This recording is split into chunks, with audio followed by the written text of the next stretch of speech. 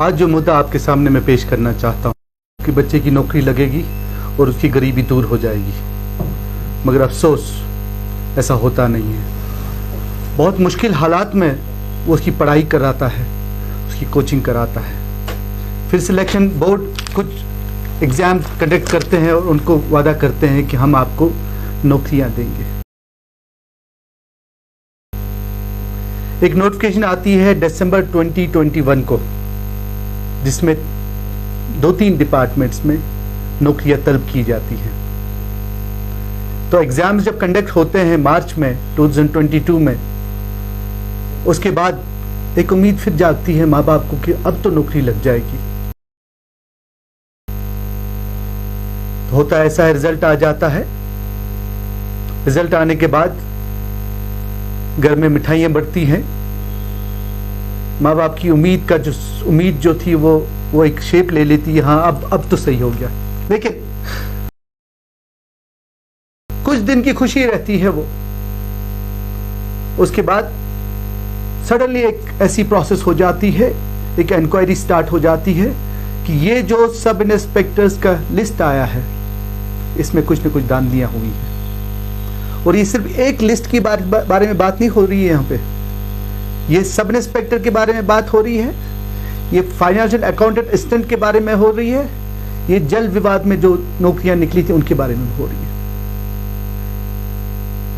पता कितना मुश्किल से एक इंसान प्रिपेयर करता है अपने आप को एक एग्जाम के लिए, फिर उसी एग्जाम को, सब इंस्पेक्टर के एग्जाम को आज नोटिफिकेशन मिली है। आज जो सवाल है यहाँ पे एलजी साहब से, पहला सवाल हमारा जो है वो ये है, सब इंस्पेक्टर के एग्जाम जो कंडक्ट किए जाते हैं उसके बाद आपको लगता है कि धांधलियां हैं, बहुत अच्छी बात है, धांधलियां नहीं होनी चाहिए। लेकिन जब धांधलियां होती हैं, क्या धांधलियां हुई हैं, आज तक उसको अवाम की नजर नहीं किया गया, अवाम को बोला नहीं गया कि क्या धांधलियां हुई हैं। सिर्फ एक ट्वीट आता है एलजी साहब का, वो ट्वीट से इसको रद्द किया जाता है। आपको समझ में आता है कि इंसान जब पढ़ता है, एक बच्चा जब पढ़ता है, मेहनत करके अपनी सीट निकालता है, मैं समझता हूं उसमें कुछ धांधलियां होंगी, लेकिन उन धांधलियों को पकड़ लीजिए ना आप, वो ऑफिसर्स को पकड़ लीजिए ना। आप थोड़े दिन के बाद बोलते थे कि अब खत्म हो गया, ये दूसरे 2 एग्जाम्स और है। अब फाइनेंशियल असिस्टेंट, अकाउंटिंग असिस्टेंट जो अभी जो लिस्ट निकला है, अब आपने उसको भी एसआईटी बनाया है। कुछ न्यूज़पेपर तो ये लिख रहे हैं कि उसको भी कैंसिल करने वाले हैं। क्या आपको पता है कैंसिल करने का मतलब क्या होता है? चलिए हम बोलते हैं कि 900 कुछ के सिलेक्शन होनी है, 900 एंड टू बी स्पेसिफिक 962 लोगों की सिलेक्शन होनी है। लेकिन उन सिलेक्शंस में अगर 200 लोग भी सिर्फ इतने हैं जो सही तरीके से पढ़े और सही तरीके से, क्या उनके साथ ये ज्यादती नहीं है? और मान लीजिए आप, जो भी लोग इसमें इन्वॉल्व हैं उन लोगों की क्या निशानदेही हुई है? गवर्नमेंट खुदारा हमें ये बताइए, एक एग्जाम होता है, रिश्वत खाई जाती है, लिस्ट बनाया जाता है, रिक्रूटमेंट का लिस्ट आता है, फिर लिस्ट को खाली किया, एग्जाम कंडक्ट करते, उन्हीं को फिर बोला जाता है फिर से आप एग्जाम कंडक्ट करो। पता खुदा ये बताइए हमको कि ये कौन सी, ये अगर ज्यादतियां नहीं है स्टूडेंट्स के बारे में तो क्या है? मैं आपको फिगर देना चाह रहा हूँ, ऑलमोस्ट 1.5 लाख बच्चों ने इन एग्जाम में हिस्सा लिया। और 2 साल की बात कर रहा हूं मैं, 2 साल से सिर्फ यही 4 एग्जाम्स आए हैं, या तो पंचायती अकाउंट असिस्टेंट आया है, या तो हमारे फाइनेंशियल अकाउंट असिस्टेंट आया है, या जल विकास के आया है, या सब इंस्पेक्टर आए हैं। सिर्फ इतनी नौकरियां आई हैं, नौकरी आपने किसी को दी नहीं है। तो हम यहाँ पे एक सवाल करते हैं, 1-2 साल से आपने कोई नौकरी नहीं दी, सिर्फ नौकरी के नाम पे ड्रामा हो गया, एक बड़ा सर्कल आ गया, वो सर्कल में आपको नोटिफिकेशन निकलती है, एग्जामिनेशन होता है, सिलेक्शन होती है, और उसके बाद उसको कैंसिल किया जाता है, फिर नोटिफिकेशन। क्या हमको घुमा रहे हो? सिर्फ आपको अंदाजा नहीं है ये 1.5 लाख बच्चों ने जिन्होंने मेहनत करके एग्जाम दिया है वो किस रास्ते में चले जाएंगे? अगर ये कल बच्चा डिप्रेस्ड हो जाता है, मेडिकली सोशली डिप्रेस्ड हो जाता है, क्या इसका जिम्मेवार कौन है? क्या जो इसके साथ पेरेंट्स लगे हुए, ये एग्जाम सिर्फ एक बच्चे का नहीं होता है, ये बच्चे के साथ इसके वालिदैन, इसके पेरेंट्स, इसका पूरा जो घराना है वो शामिल हो जाता है। इसकी जीत में पूरा घराना, इसकी हार में पूरा घराना शामिल। क्या उनको ये हक नहीं है कि उनको बताया जाए कि ये कैंसिलेशन किस वजह से हुई?